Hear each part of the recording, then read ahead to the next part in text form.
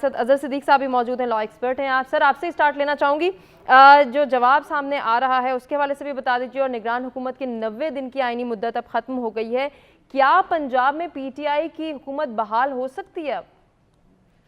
बहुत शुक्रिया। एक तो मैं बता दूं, जहां जो कॉन्सेप्ट दिया जा रहा है कि 90 दिन के बाद पुरानी हुकूमत बहाल हो जाएगी, वो इशू नहीं है यहाँ पर।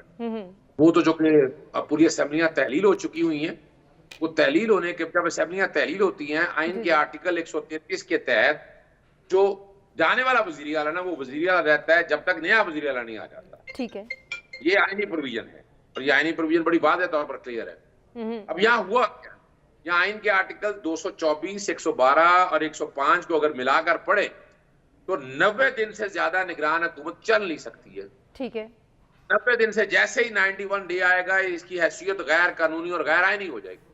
और ये लाहौर हाईकोर्ट में शेख रशीद साहब की तरफ से आईनी दरखास्त दायर कर दी और इस पर नोटिस हो गया हुआ है। अदालत ने केस दरखास्त वगैरह समाअत के लिए मंजूर कर ली है और आइन के आर्टिकल 133 को सामने रखते हुए यहाँ ये निगरान वजीर आला फारग और यहाँ हमारी जो हमने इंटरप्रिटेशन कर रहे हैं 133 को सामने रखते चौधरी परवेज अलाई, असेंबलियां बहाल नहीं हुई, चौधरी परवेज अलाई बतौर वजीर आला वापस आ जाएंगे।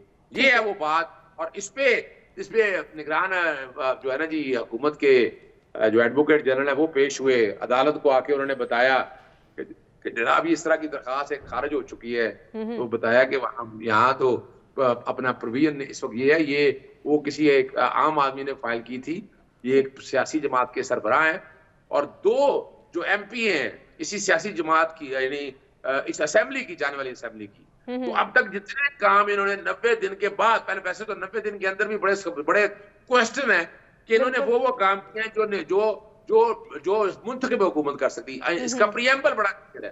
प्रियम्बल में लिखा है कि सारे काम जो है ना असेंबली के, वो चूजन रिप्रेजेंटेटिव ने करनी है। ये कहां से आ गया मुंतखब? ये तो पकड़ के ये यानी कल किसी चपड़ासी, यानी इनमें कई ऐसे होंगे जो चपड़ासी होंगे, जो सॉरी चपड़ासी से बना दिया, कोई क्वालिफिकेशन उनकी पीएन की होगी, उसको तो नहीं पता। अब हमें तो नहीं पता।